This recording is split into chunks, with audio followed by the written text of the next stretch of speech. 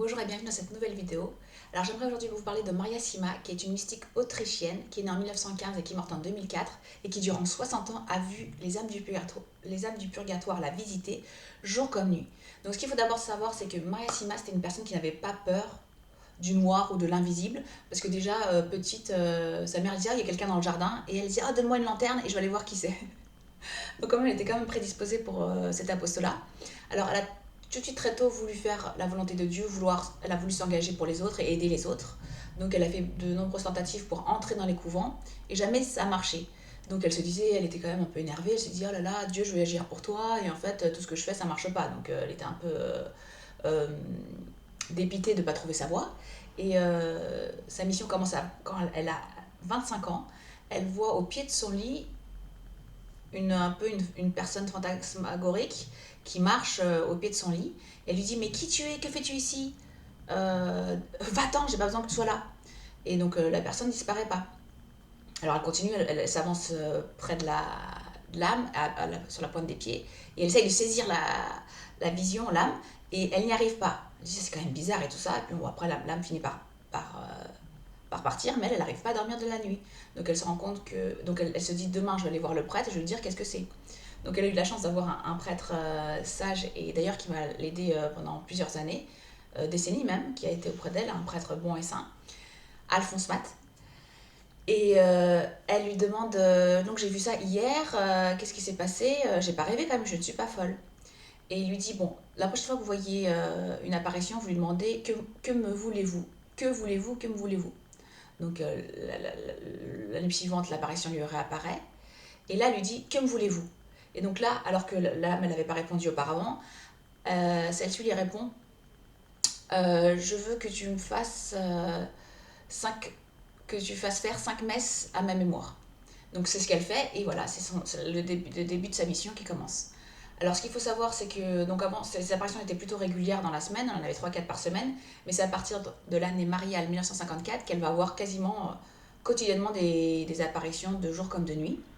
Alors elle disait quand même qu'il y avait quand même un regain, encore plus d'apparitions en novembre. Vous savez, c'est les fameuses, le mois de la Toussaint, là, où il y a la fête des fidèles défunts, durant le temps de carême et le temps de l'Avent. Donc là, c'est là qu'elle avait particulièrement des apparitions d'âmes qui lui demandaient toujours quelque chose.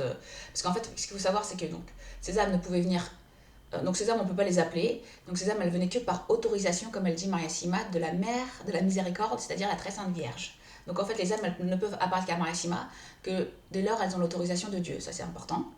Ensuite, ce qu'il faut savoir, c'est qu'il y a plusieurs niveaux au niveau du purgatoire. Donc ce qu'il faut savoir, c'est que le purgatoire, c'est un lieu et aussi un état spirituel des âmes. C'est-à-dire qu'elles elles peuvent pas accéder à la félicité divine tant qu'elles n'ont pas expié et purgé les fautes commises dans cette incarnation terrestre. Donc ça, c'est important.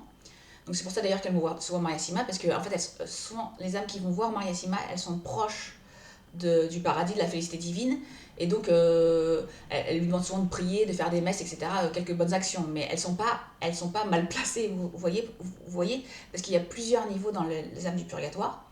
Il y a même un tréfonds du purgatoire, c'est marrant parce que souvent je prie pour les âmes au tréfonds du purgatoire. Bah, par intuition, je trouvais ça. Parce que je savais qu'elles étaient mal placées, mais là c'est vraiment important parce que Maria Sima dit que comme elles sont assez basses en fait, donc déjà elles vont pas voir Maria Sima pour être aidées parce qu'il y a tellement de choses à expier, à purger que bon, il faudrait peut-être prier pour elles pendant des décennies sûrement.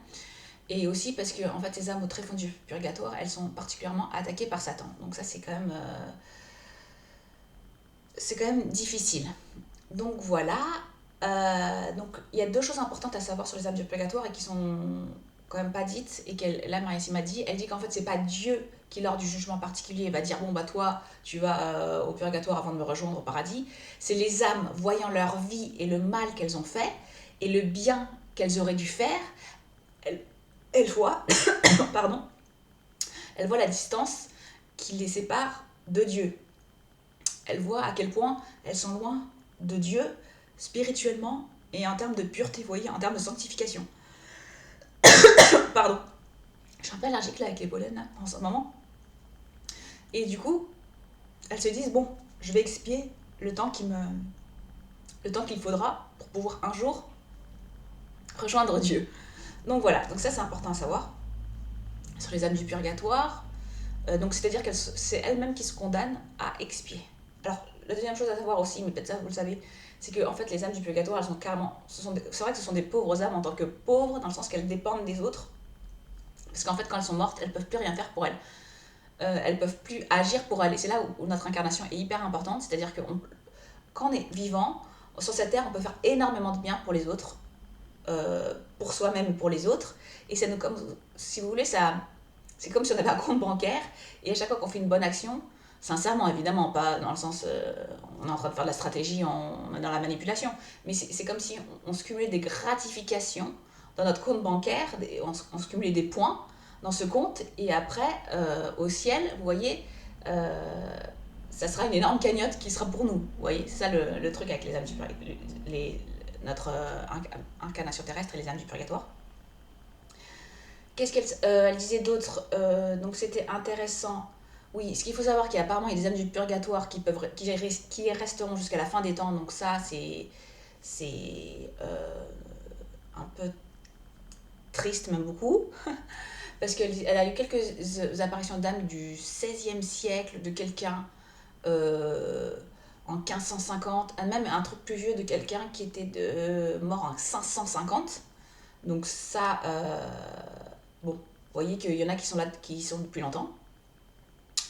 Et après, elle voyait aussi pas que des âmes autrichiennes ou des âmes allemandes, parce que c'était sa langue, elle comprenait. Elle a eu beaucoup d'âmes du purgatoire qui venaient d'Asie, d'Afrique, et c'est marrant parce que par exemple, si elle voyait un japonais, il parlait en allemand. Alors, il parlait peut-être un allemand pas très élaboré, mais en fait, à chaque fois que toutes les âmes de nationalités différentes venaient la voir, parlaient en allemand.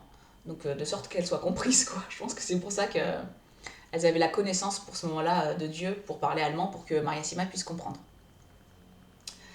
Donc voilà, donc j'espère que ça vous a plu. Donc n'hésitez pas à vous rendre sur mon site internet La Glorieuse Église de la Résurrection. Je mets quand même régulièrement des prières et des articles. Je vous donne rendez-vous là-bas. Marie-Madeleine et tous les saints aussi, ma page Facebook, vous pouvez y aller. Et puis n'hésitez pas à liker et à partager pour la vidéo pour qu'elle soit bien référencée sur Google et pour que, si ça vous plaise, que d'autres puissent en profiter. Donc je vous dis merci beaucoup, à bientôt et au revoir.